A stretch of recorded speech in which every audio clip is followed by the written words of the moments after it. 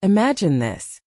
One rainy afternoon, your husband kisses you goodbye, promises he'll be home for dinner, and drives away forever. You're left alone with a 2-year-old daughter who keeps asking, "Where's Daddy?" Then, in the deepest moment of your grief, the people you thought were family, his own parents, take your home, your security, everything you have left. You're homeless, broke, and terrified you'll lose your little girl too. What would you do to keep her safe? How far would you go in the dead of night when no one is watching? Tonight, I'm going to tell you the true story of a mother who was forced into a secret life full of danger and lies. A story she's kept hidden for 16 years, until now. If you're ready for a heartbreaking journey that will leave you breathless, stay with me. And if this story moves you even a little, please hit that like button right now. Share this video with someone who needs to hear it. Subscribe to The Spoken Pen, and turn on notifications so you never miss a story like this.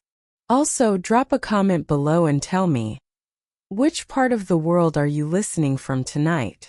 Let's begin. My name is Emily Harper, and if you're listening to this, it's because I finally found the courage to tell the truth. A truth I've carried alone for 16 years. This isn't the tidy, uplifting story people expect from a widow who overcame everything. This is the real one.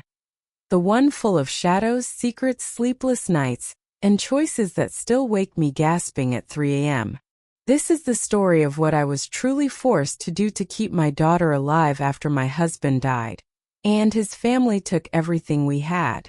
It started on October 14, 2009, a cold, rainy Wednesday in suburban Illinois. My husband, Mark, kissed me goodbye at 4:17 p.m. exactly. I remember because I glanced at the stove clock as he walked out. Lily was 2 years and 3 months old, chasing bubbles I'd blown across the kitchen floor. Mark was heading to the auto parts store for a new alternator belt. He'd promised to be back by 6 so we could eat spaghetti together, his favorite. He ruffled Lily's curls, told me he loved me, and pulled out of the driveway in his old blue Ford pickup. He never made it home. The call came at 5:42 p.m. An Illinois state trooper's voice, flat and careful, said there had been a multi-vehicle accident on I-55. A semi-truck had jackknifed it in the rain, and Mark's truck was one of 3 cars crushed beneath it. They told me he died on impact. I dropped the phone. Lily toddled over, patted my face, and asked why Mama was crying. I couldn't answer her. I couldn't even breathe. The funeral was a blur of black clothes and casseroles. Mark's parents, Robert and Diane Harper, clung to Lily like she was the last piece of their son. They helped pay for the casket, the plot, the reception at the church hall. I was grateful. I thought we were all grieving together. I was wrong. 3 weeks after the burial, Diane sat me down in my own living room and slid a folder across the coffee table. Inside were legal papers. The house, our house, was in Mark's name only, purchased 2 years before we married with money from a trust his grandfather had set up. The trust had a clause.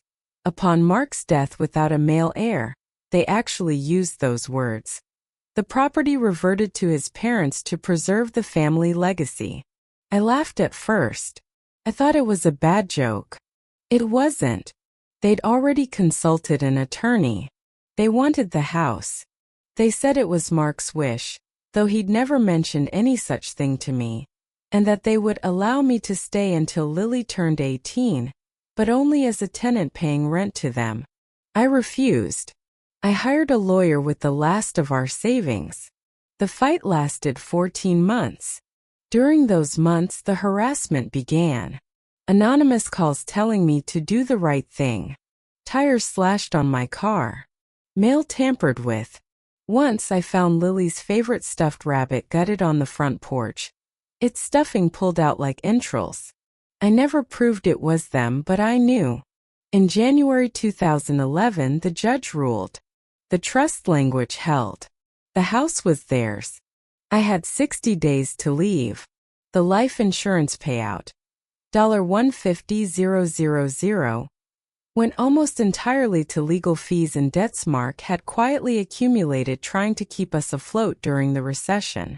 I walked away with $8,400, a toddler, 3 suitcases, and no family willing to take us in long term. We moved into a rundown 1-bedroom apartment above a laundromat in Joliet. The walls were thin, the heat barely worked, and the hallway smelled of mildew and fryer grease from the diner downstairs. I took a job waitressing nights at that same diner, leaving Lily with a neighbor who charged $50 a week, money I often didn't have. Some nights I'd come home at 2 a.m. to find Lily crying because she'd had a nightmare about Daddy's loud sleep. Her toddler way of describing the accident she couldn't possibly remember. By the time Lily turned 4, we were on food stamps. I was working 2 jobs, day shift at a call center, nights at the diner, and still falling behind. The apartment had roaches. The landlord threatened eviction twice. Lily started getting ear infections that I couldn't afford to treat properly. One night she ran a 104-degree fever, and I sat in the ER waiting room sobbing because I didn't have the $150 copay. That was the night everything changed. A woman sat down beside me in the ER. Mid-40s, expensive coat, kind eyes. She noticed my tears, asked if I was okay. I spilled it all, the accident, the in-laws, the house, the bills. She listened without judgment.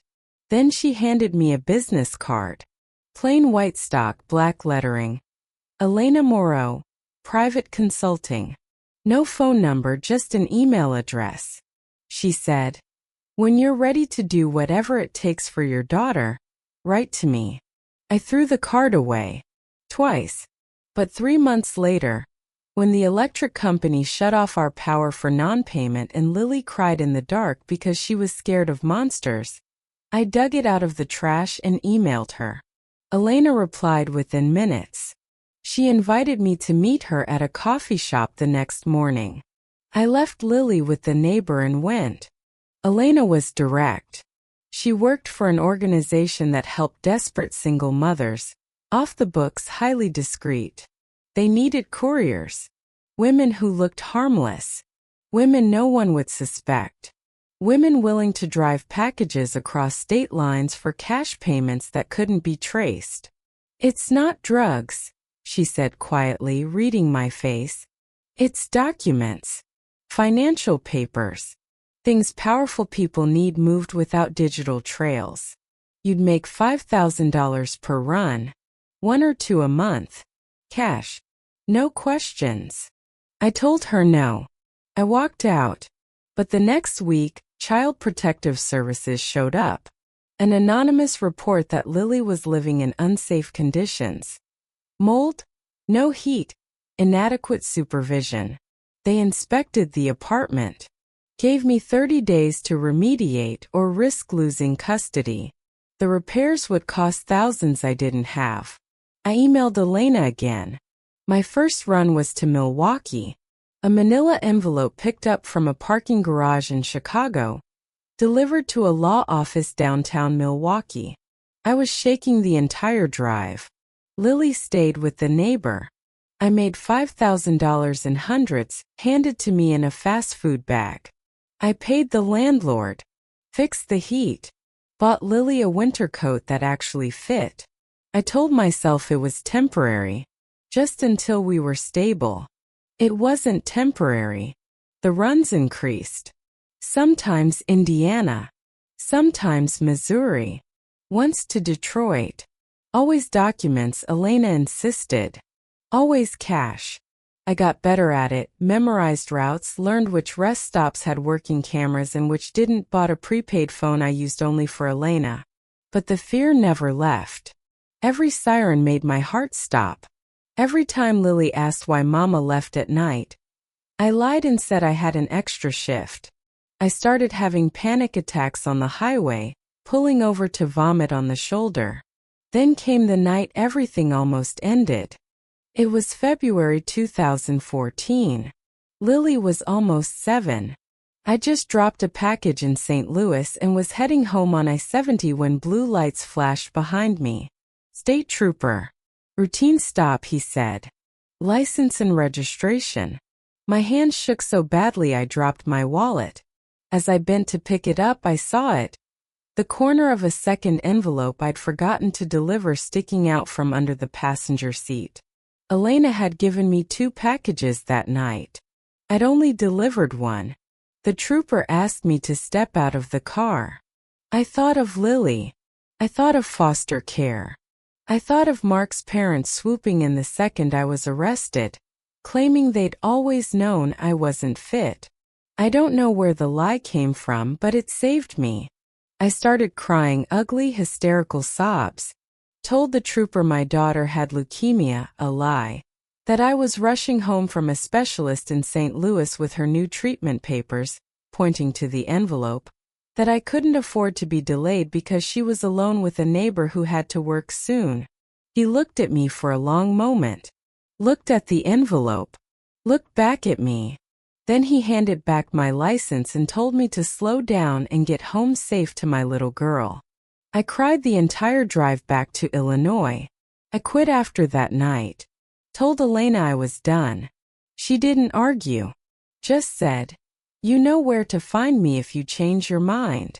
We scraped by on legal jobs after that. I took online classes in medical billing, got certified, landed a decent daytime job with benefits. We moved to a better apartment. Lily started school, made friends, seemed happy. But the fear lingered. I checked the locks 3 times every night. I flinched at unexpected knocks. I never told anyone what I'd done. Then in 2019, when Lily was 12, Robert and Diane Harper resurfaced. They sent a letter through their attorney. They wanted grandparent visitation rights. Claimed I'd alienated Lily from them. Said they'd been patient long enough. I panicked. If they pushed hard enough, if they dug into my past, if they found out about the runs. I hired another lawyer. The fight was brutal. They painted me as unstable, vindictive. Produced old neighbors willing to testify about my erratic work hours. Hinted at questionable associates. During discovery, their private investigator turned up something. A traffic cam photo from one of my runs. Me at 2 a.m. at a rest stop in Indiana, handing an envelope to a man whose face was blurred. They didn't know what it meant, but they threatened to find out. I settled. Gave them supervised visits once a month at a family center. It nearly killed me to watch Lily sit across from the people who'd thrown us out, listening to them tell her how much her daddy would have wanted her to know her real family. Lily hated the visits. She'd come home quiet, withdrawn. Once she asked me why Grandma Diane cried every time she saw her and said, "We only wanted what was best for you." I didn't have an answer. The final breaking point came last year, 2024. Lily was 17, college applications looming. One night she came into my room holding my old prepaid phone. The one I thought I'd destroyed years ago. She'd found it in a box of old taxes. It still had battery. Still had Elena's number in the contacts. Lily looked at me with Mark's eyes and asked, "Mom, what did you do?" I told her everything. She cried. I cried. We held each other until dawn. She hasn't spoken to her grandparents since. She deleted their numbers. She told me she never wants to see them again. And Elena? 2 months ago, I got an email from an unknown address. Just one line. They're asking questions again. Be careful. I don't know who they are. I don't know if it's about the old runs, or the in-laws hiring new investigators, or something worse. But every night when I check the locks 3 times, I wonder if the past is finally catching up. Lily leaves for college in 8 months. I've saved enough for her first year. She got scholarships for the rest.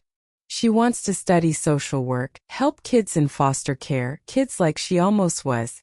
Sometimes she looks at me and says, "You did what you had to do, Mom." I'm proud of you for surviving. But I'm not proud. I'm terrified. Because some secrets don't stay buried. Some choices echo forever. And somewhere out there, someone knows what I did in those dark years when I was desperate to keep my little girl safe. And there it is, the real story.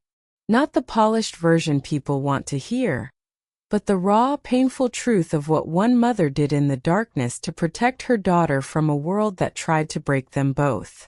16 years of secrets, fear, and guilt. And still, the past might not be finished with her yet. If this story shook you, made you cry, or made you think about the impossible choices some of us are forced to make, then thank you for staying until the very end. Please show this story some love. Hit the like button. Share it with someone who understands what survival really costs. And if you haven't already, subscribe to The Spoken Pen and ring that bell so you're here for the next unforgettable true story. Most importantly, go down to the comments right now and tell me, which part of this story hit you the hardest? And don't forget to let me know where in the world you're watching from. I read every single comment. Thank you for being here with me tonight. Take care of yourselves and each other. I'll see you in the next one.